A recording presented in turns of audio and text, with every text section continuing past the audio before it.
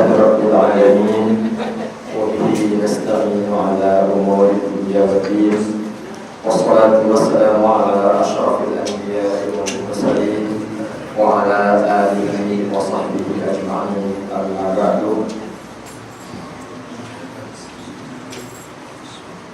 اللهم صل وسلم على النبي الكريم سيدنا وحبيبنا وقدوتنا ومولانا محمد صلى الله عليه وسلم وعلى آله وصحبه ومن اتبع بهديه إلى يوم الدين أما بعد.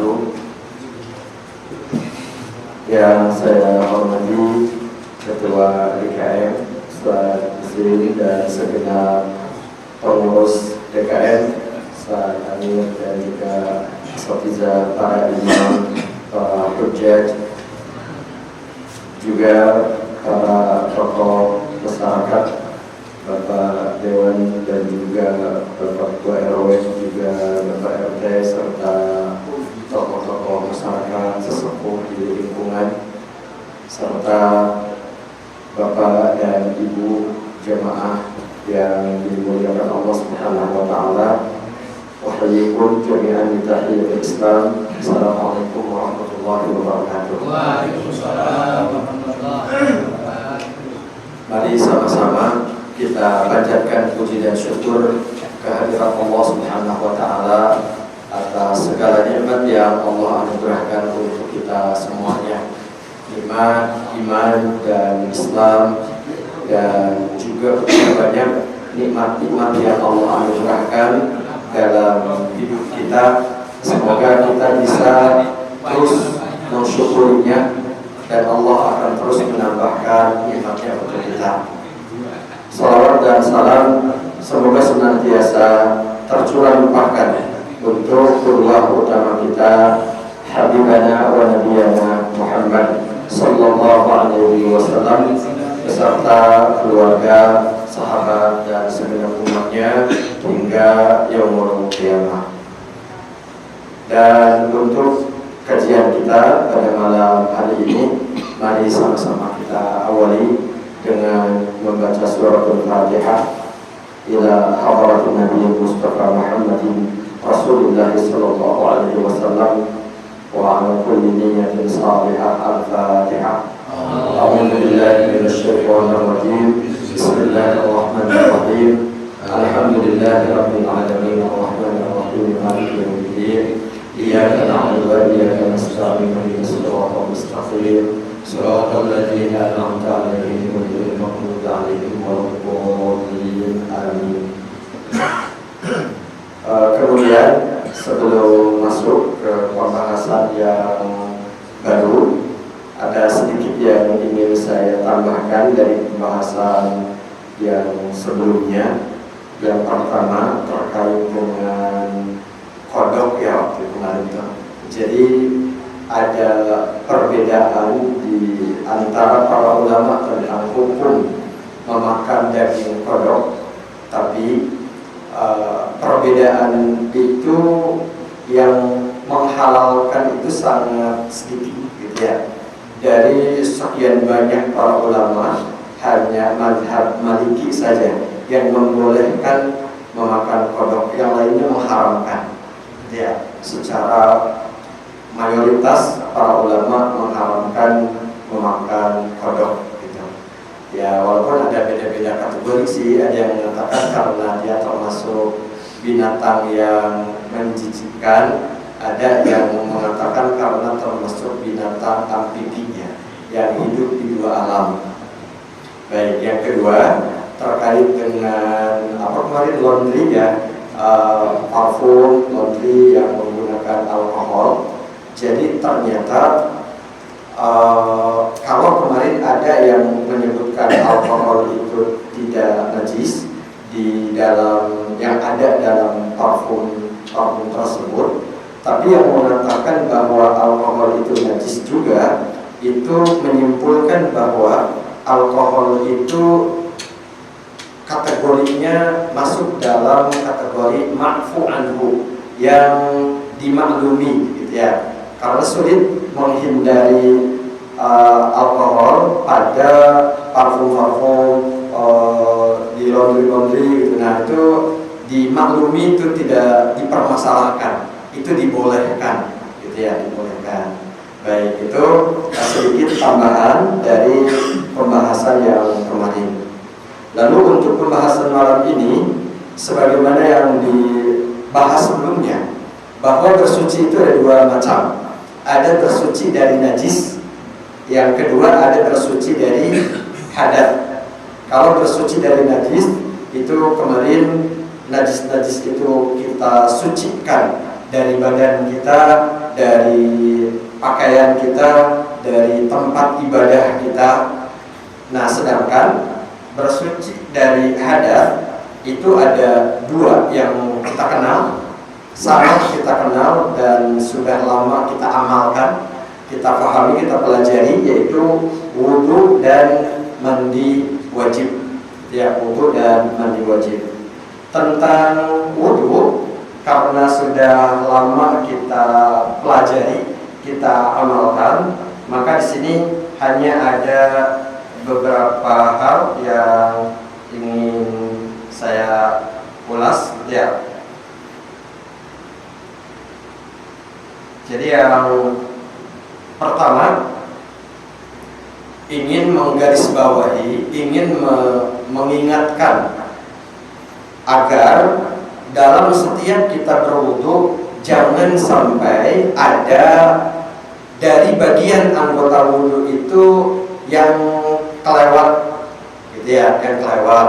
Misalkan kalau kita membasuh wajah, membasuh muka, jangan sampai pinggir-pinggirannya itu ada yang kelewat, yang tidak terbasahi, walaupun sedikit. Barangkali kalau bapak-bapak jarang ada masalah di situ ya. Nggak tahu kalau ibu-ibu ya. Misalkan nih, ibu-ibu sedang ke mall, kemudian mau sholat di musola di mall, lalu wudhu. Nah, kemudian tidak membuka kerudung, gitu ya, sambil pakai kerudung. Itu yang tadi harus hati-hati, jangan sampai ada batas-batas yang harus terbasuh itu kemudian kelewat, gitu.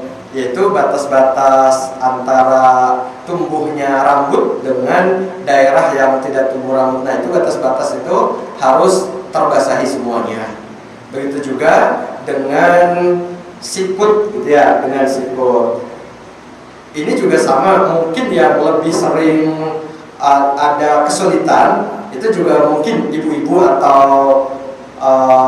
wanita ya, wanita muda sih mungkin yang mungkin tangannya sulit gitu ya diangkat. Tapi itu memang tetap harus diperhatikan, jangan sampai sepotong gitu ya, tangannya masih segini gitu. Jadi sikutnya nggak kena, tidak terbasahi, dan itu wudunya nggak sah gitu.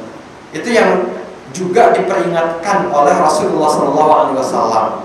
Salah satu contoh sabda Rasulullah itu kalimatnya begini, wailun lil aqabi minan nar, kata beliau. Itu kan beliau menyaksikan ada sahabat yang berwudu mencuci kaki, kemudian ternyata saat mencuci kaki itu mata kakinya itu tidak terbasahi, tidak terbasuh. Maka muncullah hadis tersebut, peringatan, warning dari Rasulullah SAW. Waduh, itu mata kaki yang nggak kecuci, tidak terbasuh saat wudu bisa masuk neraka, kata beliau gitu. Gitu. Makanya tadi ya, anggota-anggota wudu itu yang wajib dibasuh jangan sampai kelewat. Terutama 3 tadi, wajah, kedua tangan, dan kedua kaki. Itu aja. Kalau yang lain kan nggak ada ya. Kalau misalkan kepala itu sedikit saja cukup, gitu, cukup membasuh saja dan sedikit saja. Cuman yang 3 yaitu wajah, kedua tangan, dan kedua kaki itu yang paling harus diperhatikan. Selain juga ada sunnah-sunnah sebenarnya yang ketika membasuh wajah misalkan, sunnahnya itu memang batas itu dimaksimalkan, dilewati gitu, dilewati semaksimal mungkin gitu.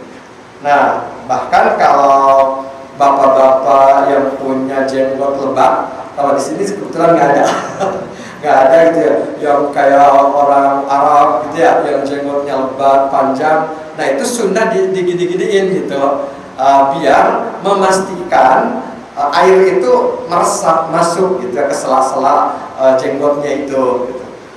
Sunnah. Begitu juga sunnah mengulang 3 kali dan seterusnya. Nah, tapi ya kalau yang tadi wajib memang itu wajib. Baik, itu yang pertama. Yang kedua, masih dalam masalah wudhu ini ada sering yang bertanya, kalau wudhu di kamar mandi itu boleh atau tidak?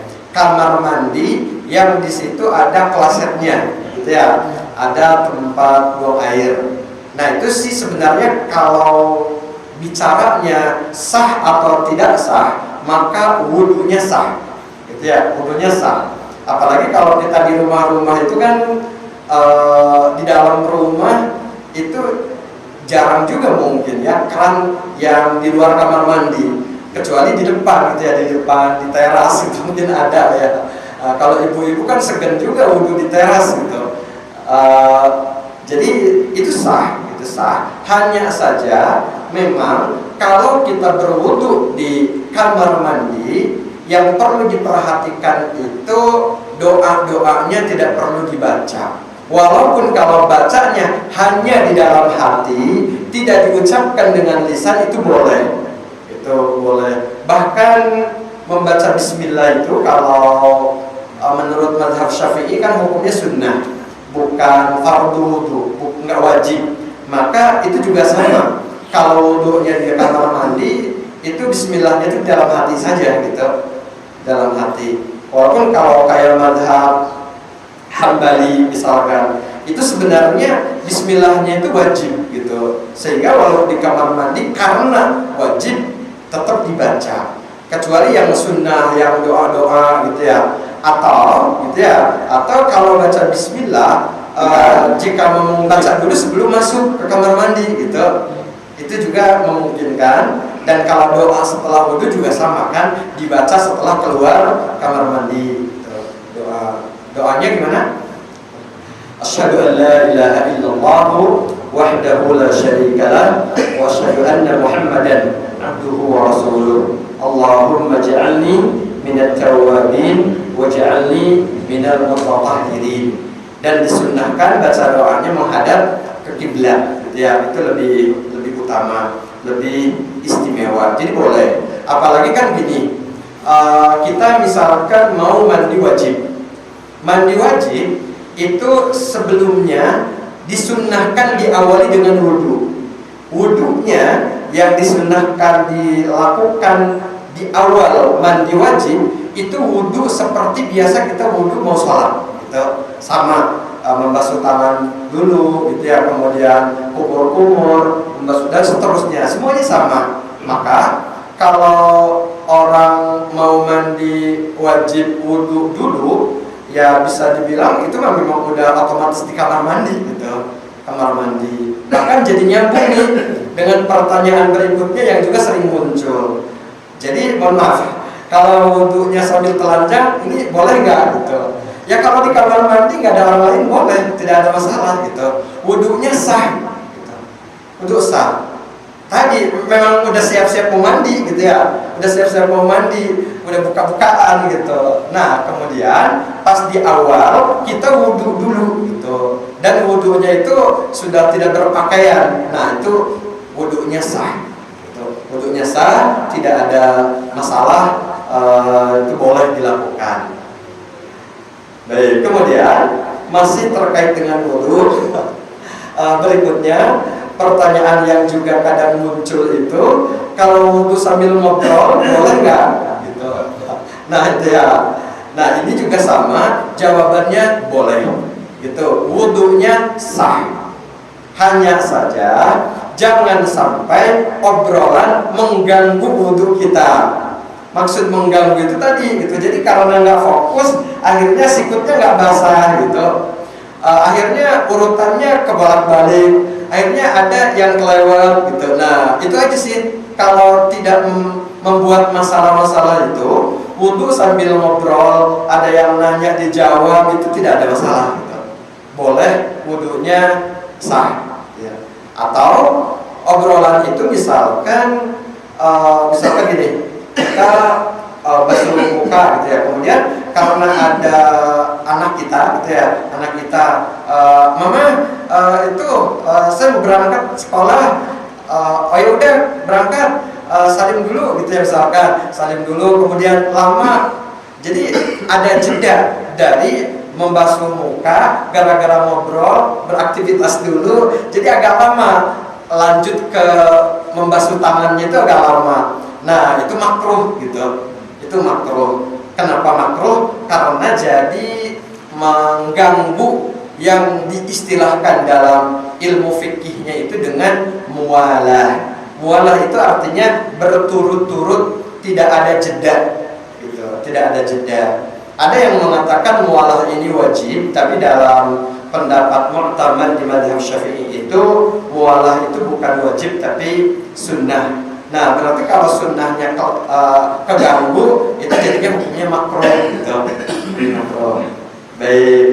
Lalu yang terakhir nih terkait dengan pembahasan wudu. Bukan yang terakhir sih, nanti masih ada lagi. Bagaimana kalau kita sedang di atas kendaraan, di kereta, di pesawat, di bis, boleh nggak mengganti wudhunya dengan tayamum, gitu, dengan tayamum. Nah ini akhirnya jadi nyambung ke bab tayamum sih, nggak apa ya, nyambung ke bab tayamum. Jadi sebenarnya gini, kalau di pesawat, sebenarnya di pesawat umum, pesawat penumpang itu pasti ada toilet, dan di toilet pasti ada air. Sedangkan yang namanya melaksanakan tayamum itu ada syarat-syaratnya, bahwa tayamum itu boleh dilakukan, syaratnya pertama tidak ada air. Mungkin di bis yang tidak ada toiletnya, atau ada toiletnya tapi airnya terbatas gitu, airnya sedikit, diperlukan untuk orang-orang yang ada keperluan mendesakkan. Kalau digunakan untuk berwudu nanti jadi madharat, jadi mengganggu gitu ya, jadi mengganggu untuk bersih-bersih. Nah itu tidak ada air misalkan. Tapi kalau kayak di pesawat, di kereta, atau di bis yang ada toiletnya, airnya banyak gitu, itu jika masih memungkinkan berwudu, tidak menyulitkan, maka harus berwudu, jangan diganti dengan tayamum. Selain itu berwudu boleh kalau ada air tapi ada kendala untuk menggunakan air. Yang ada kendala ini diantaranya misalkan orang yang sakit, demam, tidak boleh terkena air. Tapi kalau sekarang katanya orang demam boleh ya, kata kalau dulu kan kita kalau demam itu nggak boleh terkena air gitu ya. Nah jadi misalkan ada yang sakit tidak boleh terkena air, nah itu berarti boleh diganti dengan tayamum gitu. Atau kendala yang dimaksud misalkan air ada, cuman airnya itu ditongkrongin sama binatang buas gitu ya. Ini nggak kebayang ya di sini ada kejadian kayak gitu, ditongkrongin misalkan, atau susah ngambilnya, jadi ada kendala-kendala kayak gitu, tidak memungkinkan menggunakan air, baru boleh tayamum gitu, boleh tayamum. Nah, jadi secara umum kan tayamum itu boleh dilakukan kalau kita terkendala tidak bisa menggunakan air. Oke, itu di satu sisi. Di sisi lain, masalah tayamum ini gitu ya, kalau kita lagi di pesawat, kan biasanya tayamumnya itu mengusap jok gitu ya, mengusap tempat duduk. Nah ini tempat duduknya ada debunya nggak? Soalnya kalau rukun atau syarat tayamum itu harus dengan debu tanah, maksudnya tanah yang sudah berbentuk debu gitu, berbentuk debu, tanah yang suci. Nah, pesawat itu kan bersih biasanya ya, debunya nggak ada, ya, debunya nggak ada. Maka kalau ini ada solusi kalau mungkin bapak-bapak, ibu-ibu yang pernah berangkat haji atau umroh gitu ya, biasanya bimbingan dari pembimbing manasik gitu ya, dari Kementerian Agama itu memberikan solusinya itu kita bawa air dalam botol kecil. Itu air, misalkan kalau apa ya, kalau saya itu bawa air itu bahkan di bekas ini doang, bekas ada yang buat cairan pembersih kacamata itu. Nah, itu kan kecil ya, cuman segini gitu, kecil segini, tapi itu bahkan cukup mau berapa kali wudhu juga cukup gitu. Kenapa? Karena wudhu untuk situasi darurat itu kan tidak harus lengkap dengan sunnah-sunnahnya gitu. Cukup dengan menjalankan yang wajibnya, yaitu membasuh mukanya sekali, yang penting semuanya basah. Membasuh kedua tangannya sekali, membasuh kakinya sekali, gitu ya. Apalagi kalau kepala mah cuma sedikit kan tadi. Jadi sebenarnya tadi bahkan botol kecil sedikit, sekecil gini aja cukup gitu. Kita wudhu beberapa kali ternyata, oh ya, dan itu mudah kita lakukan di tempat duduk, itu bisa gitu. Walaupun gitu ya, ini pembahasan yang apa ya, bahasanya orang-orang yang menganggap tidak boleh tayamum di pesawat dengan pertimbangan-pertimbangan hukum seperti tadi, maka solusinya contohnya kayak gitu. Tapi kalau mengikuti yang berpendapat boleh tayamum di pesawat, tetap ada yang membolehkan. Itu silahkan, ya silahkan. Yang namanya fikih, kalau ada perbedaan pendapat, itu kata para ulama itu namanya rahmat bagi kita, keluasaan. Silahkan boleh memilih, gitu ya, boleh memilih. Cuman tadi kalau pilihan saya, gitu ya, itu kayak tadi contohnya kayak gitu. Di kendaraan, di apa namanya, kereta, di bis, di pesawat. Gitu. Nah, baik itu tentang berwudu di atas kendaraan. Yang terakhir benar nih tentang wudu. Tentang wudu adalah wudu bagi orang yang di dalam badannya ada bagian yang terluka sehingga dia harus memakai perban. Nah, bagaimana nih? Jadi, kalau orang yang di dalam bagian badannya dan badan itu adalah bagian dari anggota wudu, misalkan di bagian wajah atau kedua tangan atau kedua kaki yang harus terbasahi saat wudu, itu ada luka. Karena luka kemudian dibalut dengan perban atau sekedar apa ya, ya, nah kayak gitu. Saya nggak enak mau ikut mereknya. Ya, cuman kan kita bilang tadi soplas, hansaplas kayak gitu ya. Nah itu artinya dibalut gitu, dibalut. Maka balutan itu tidak harus dilepas. Gitu.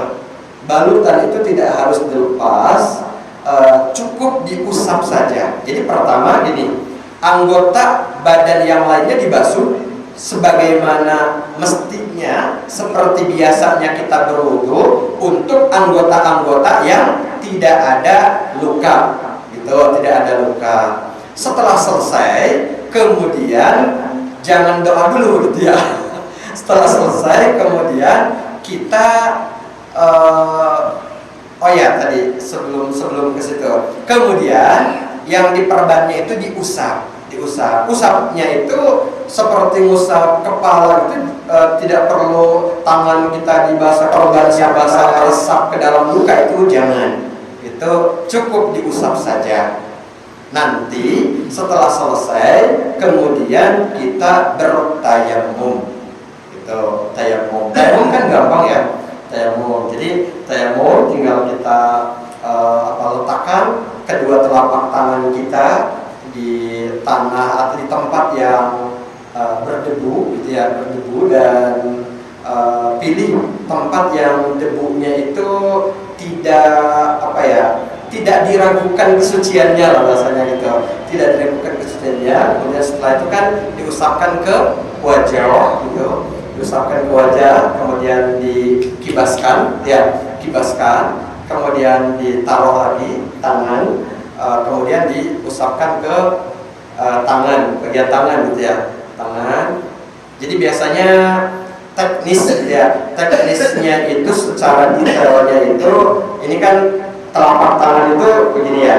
Nah, bagian ujung sini jari-jarinya itu untuk mengusap dari ujung tangan kanan. Kan kanan dulu ya yang diusap menggunakan tangan kiri. Nah, ini jadi kemudian sampai ke siput. Nah, bagian sininya itu untuk mengusap bagian depan tangan gitu.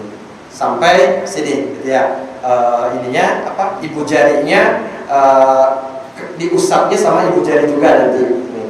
Jadi begini ke bawah sampai sikut. Nah, kemudian kan ini bagian lainnya di sini gitu. Sini sampai sini. Nah, sini itu kan yang ininya jangan diusap gitu, jangan gini gitu, karena yang debu yang ada di sini buat mengusap tangan kiri gitu, mengusap tangan kiri. Makanya ada contoh-contoh mekanisme atau teknis kayak gitu.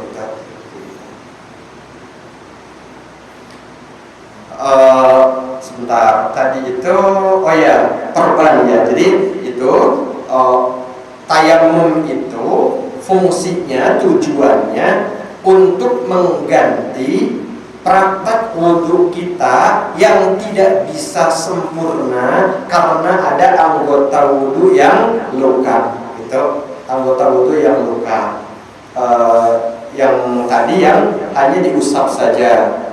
Walaupun sebenarnya masalah perban ini ada ada ketentuan-ketentuan juga sebenarnya, yaitu ketentuannya yang pertama, agar nanti saat kita mau sholat dan seterusnya, ketika memasang perban itu diharuskan dalam kondisi suci, udah wudhu dulu gitu.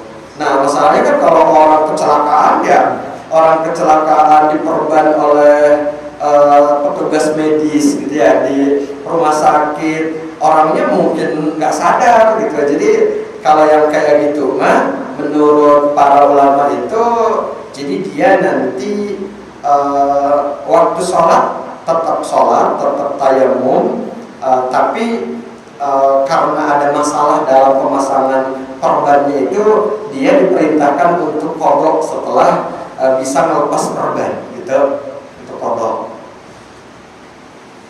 Ya, ini kita kita terima gitu sebagai solusi syariat gitu ya, solusi syariat. Hanya memang yang namanya solusi syariat itu ada detail-detail teknis yang harus kita pahami untuk mempraktekannya ya, untuk mempraktekannya. Yang kedua, tadi masalah aturan pemasangan perban itu jangan jangan terlalu jauh, terlalu lebar, terlalu luas gitu. Walaupun biasanya walaupun kalau itu memang dibutuhkan itu nggak masalah gitu. Itu masalah. Jadi diusahakan perban itu tidak menutupi anggota badan yang terlalu lebar, terlalu jauh jika tidak dibutuhkan. Nah, tapi kalau memang kebutuhannya seperti itu tidak ada masalah. Itu di antara dua aturan ya ketika kita menggunakan perban. Atau kalau perbannya itu bukan dalam anggota wudhu, berarti itu tidak ada masalah untuk wudhu. Masalahnya mungkin ketika ternyata saat dalam anggota tubuh kita ada yang luka, diperban, dia bukan pada anggota wudhu, anggota tubuh yang lain, ternyata kita tadi kalau menghalangi sampainya air ke kulit pada saat wudhu dan mandi wajib, itu bisa menghalangi sahnya wudhu dan mandi wajib, kecuali kalau memang tidak bisa dihilangkan gitu. Kalau untuk menghilangkannya itu bisa menyakiti diri sendiri, menyakiti badan, yaitu udah madarat gitu ya, madarat yang memang sulit untuk dihindari. Baik, seperti itu ya. Jadi ini masalah kaitan tato dengan wudhu, bukan masalah hukum tatonya, bukan gitu ya. Bukan masalah hukum mentatonya, itu bagaimana, itu beda lagi pembahasannya. Tapi ini masalah kaitan kalau ada bagian dari gambar tato yang menghalangi sampainya air ke kulit gitu, begitu. Ya, silakan, ada yang lain? Ya, silakan. Waalaikumsalam warahmatullahi wabarakatuh.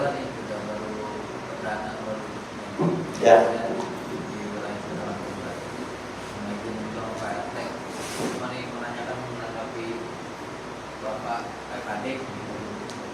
Pernah menanyakan masalah apa ini pencerahan bahwasanya dulu saya pernah tanya kepada salah satu ustaz juga, kalau terkait masalah itu kan takutnya tidak menyerap, itu tidak sah adanya. Bagaimana solusinya? Nah, solusinya ada dua. Yang pertama, soal itu aja, wudhu itu aja, laksanakan itu yang pertama. Yang kedua, tobat. Yang ketiga, kalau bisa jangan ditambah apa-apa, betul seperti itu. Itu aja pertanyaan dari saya. Ya, ya betul sekali.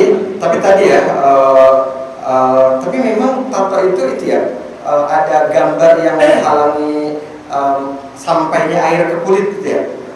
Sebagian ada. Sebagian ada ya. Sebagian ada, sebagian enggak. Karena kan yang saya tahu ya.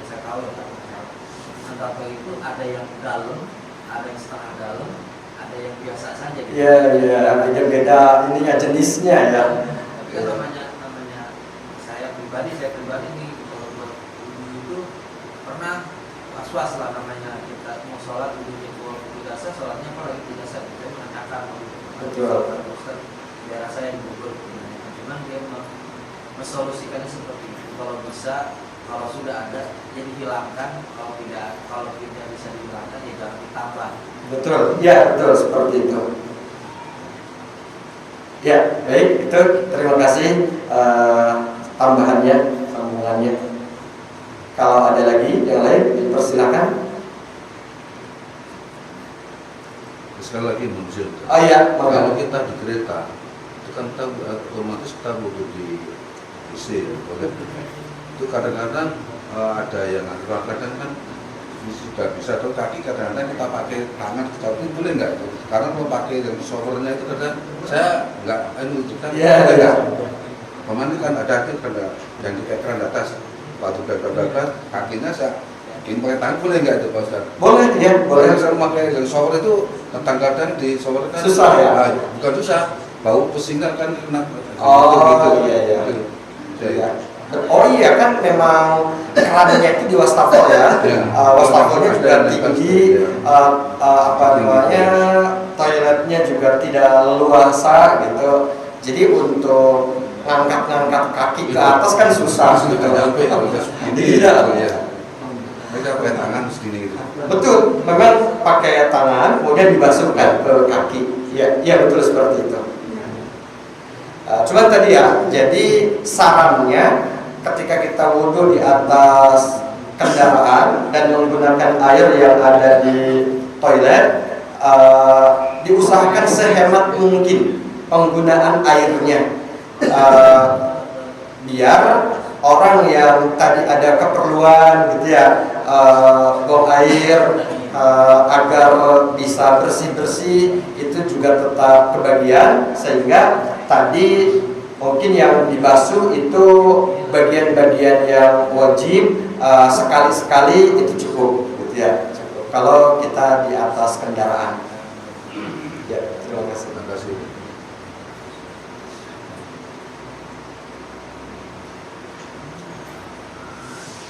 Baik, kalau tidak ada lagi, kita lanjutkan ya. Kita lanjutkan ke pembahasan berikutnya. Setelah wudhu tadi, pembahasan berikutnya adalah mandi. Ya, mandi wajib. Mandi wajib ini judul utamanya, gitu ya, judul utamanya. Karena yang namanya mandi itu ada yang wajib, ada yang sunnah, ada yang mubah. Yang wajib adalah mandi ketika kita junub atau ketika kita memang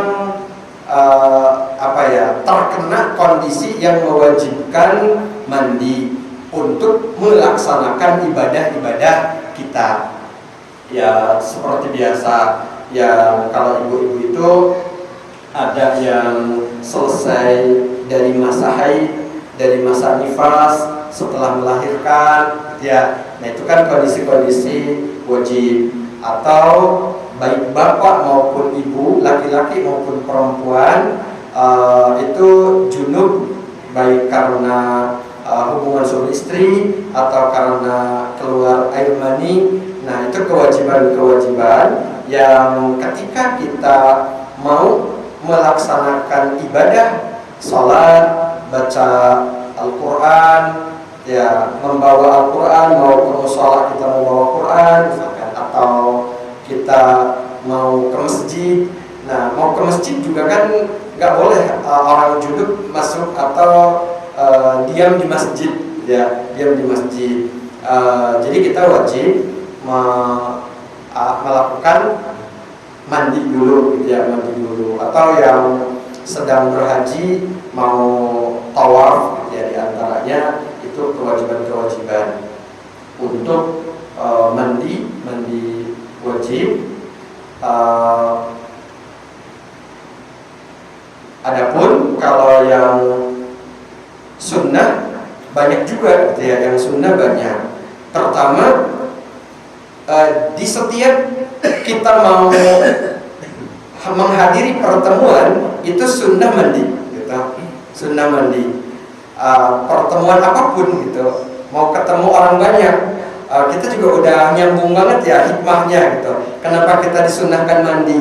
Karena kalau nggak mandi nanti khawatirnya ganggu orang, gitu ya. Orang jadi pada menghindar gitu kalau kita datang ke sebuah pertemuan kemudian nggak mandi, gitu ya, nggak mandi. Termasuk pertemuan-pertemuan yang memang banyak untuk sebuah aktivitas ritual ibadah kita, mau sholat berjamaah, mau sholat Jumat, mau sholat raya, gitu ya, baik Idul Fitri, Idul Adha, dan momentum-momentum lainnya, termasuk kita ada momentum lain. Nah itu disunahkan kita memang mandi, ya, mandi. Kemudian ada contoh juga saat kalau kita baca dalam sirah, ya, dalam sejarah, ketika Sayyidina Umar bin Khattab masuk Islam, itu kan diperintahkan untuk mandi oleh adik beliau, yaitu Fatimah bintil Khattab. Kan ceritanya ketika Umar bin Khattab mendengar kabar bahwa bukan mendengar kabar, ya, ketika Umar bin Khattab udah menyimpan lama unek-unek dia terhadap dakwahnya Rasulullah, karena beliau menganggap ini Rasulullah ini ganggu banget nih, gitu ya, membuat seorang anak berani melawan orang tua. Padahal gitu ya, sebenarnya dia melawan orang tua itu karena dia ketahuan masuk Islam, kemudian sama orang tuanya nggak diizinkan, akhirnya jadi ini kan, jadi clash gitu, jadi nggak akur gitu, jadi akur. Kata dia juga termasuk dia itu membuat hubungan abang dengan adik itu jadi nggak akur, nggak harmonis. Itu juga sama sebenarnya kasus-kasusnya yang disalahpahami oleh Umar, semakin numpuk sampai ke ubun-ubun gitu ya bahasanya. Kemudian Umar berniat untuk membunuh Rasulullah. Cuma di perjalanan bertemu dengan orang, mau kemana? Ya bin Al-Khattab, wahai putra Al-Khattab, Anda mau kemana? Saya mau cari Muhammad, saya mau bunuh Muhammad, kata beliau. Nah, kata orang itu ternyata kan udah seorang muslim ya, muslim, cuman Umar bin Khattab belum tahu, dan dia gimana ya caranya biar Rasulullah selamat gitu ya, dia pikirkan kan gitu. Kata dia, ngapain kamu jauh-jauh cari Muhammad, adik kamu itu pengikut Muhammad gitu, yaitu Fatimah. Ini kan Umar bin Khattab belok gitu ya, merubah arah tujuan beliau ke rumah adiknya Fatimah, yang di situ juga sedang ada bersama suaminya Zaid bin Sa'id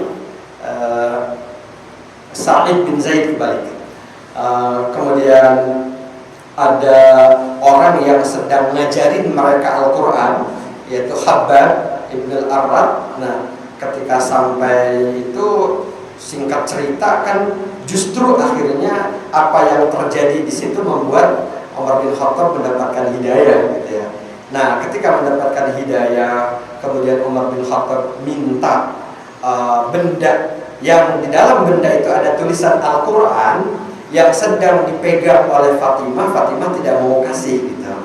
Kata beliau, kalau kamu mau pegang ini, kamu silahkan ikrarkan keislaman kamu dan kamu mandi dulu. Nah, itu juga sunnah. Orang yang mau masuk Islam itu disunnahkan mandi gitu ya, sunnahkan mandi. Walaupun ada yang bilang sebenarnya sih bukan sunnah mandi tapi wudhu, itu perbedaan. Cuman kan kalau mandi mungkin lebih afdal ya, lebih afdal. Baik, itu hal-hal yang sunnah untuk melaksanakan mandi. Adapun yang mubah, yang boleh, itu aktivitas sehari-hari kita. Mandi itu hal yang wajar, yang mubah, yang dipersilahkan gitu ya, dipersilahkan. Yang jelas seperti yang dibahas di awal-awal, bagaimana Islam ini memperhatikan kebersihan, memperhatikan kesucian dengan hikmah yang asal, baik hikmah maknawi, yaitu bagaimana kita mengusahakan kesucian jiwa kita untuk mendekatkan diri kepada Allah dengan ibadah-ibadah kita, tapi secara zohir, secara kasat mata pun kita mendapatkan hikmah yang besar, karena badan kita jadi bersih, kita jadi jadi nggak malas gitu, jadi gesit dan seterusnya. Itu hikmahnya banyak, Itu yang luar biasa dari syariat yang ada dalam agama Islam, yang kemudian waktu itu juga kita bahas, akhirnya orang-orang non-muslim juga mengikuti cara umat Islam sering membersihkan badan mereka. Ya, di antaranya orang-orang yang memang di situ banyak orang Islam, termasuk orang-orang Eropa yang awal-awal melihat Islam mulai masuk ke daerah mereka. Baik, nah kemudian mandi juga secara umum tadi sudah sudah menjadi hal yang biasa kita jalani, sudah kita pelajari, sudah kita fahami. Yang jelas di antara irisan kesamaan dengan wudhu itu, ketika kita wajib mandi tapi tidak bisa melaksanakannya, tidak bisa melakukannya, maka bisa diganti dengan tayamum.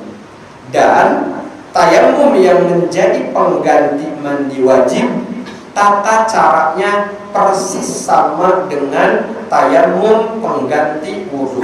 Tidak ada perbedaan, gitu ya, tidak ada perbedaan, sama. Bahkan ini juga ada kisahnya, kisah sirah, kisah sejarah, gitu ya. Dulu ketika Rasulullah SAW mengutus sahabat-sahabatnya, mengirim pasukan yang tidak dipimpin langsung oleh beliau untuk untuk melakukan aksi militer, Lalu ternyata di medan perang ada salah satu prajurit itu yang junub gitu. Ini lagi perang juga ada yang junub ya. Nah gitu. Lalu saat itu apa ya namanya? Beliau tidak bisa mandi gitu. Tidak bisa mandi karena lagi dingin banget. Lalu bertanya solusinya apa? Kemudian ada sahabat yang menyampaikan solusinya adalah tayamum, hanya saja belum tahu tata caranya. Sehingga untuk tayamum, karena tayamumnya pengganti dari mandi, beliau guling-guling di tanah gitu. Nah ceritanya sampai kayak gitu. Jadi sahabat itu dulu bahasa kita mungkin polos juga gitu ya. Itu kepolosan, contoh-contoh kepolosan sahabat, walaupun mereka adalah orang-orang mulia, orang-orang yang sangat istimewa gitu ya, istimewa yang kita hormati. Jadi sebenarnya padahal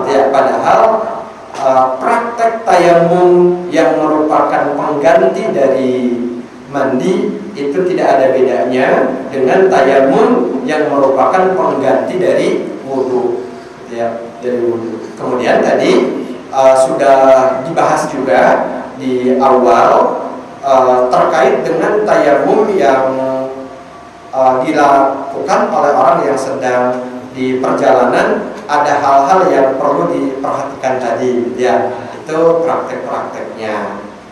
Nah baik, jadi itu saja barangkali Bapak Ibu sekalian untuk pembahasan kita malam ini. Sudah masuk waktu Isya ya?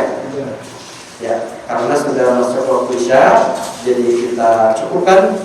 Mudah-mudahan Allah memberikan kemudahan bagi kita untuk memahami ilmu agama dan melaksanakannya, menjalankannya sesuai petunjuk, sehingga bisa menyempurnakan ibadah kita dan keberagaman kita. Mari sama-sama kita tutup kajian kita di malam hari ini dengan membaca doa penutup majlis. Subhanallahumma wa bihamdika asyhadu an la ilaha illa anta astaghfiruka wa atubu ilaik. Walhamdulillahi rabbil alamin. Billahi taufiq wal hidayah. Assalamualaikum warahmatullahi wabarakatuh.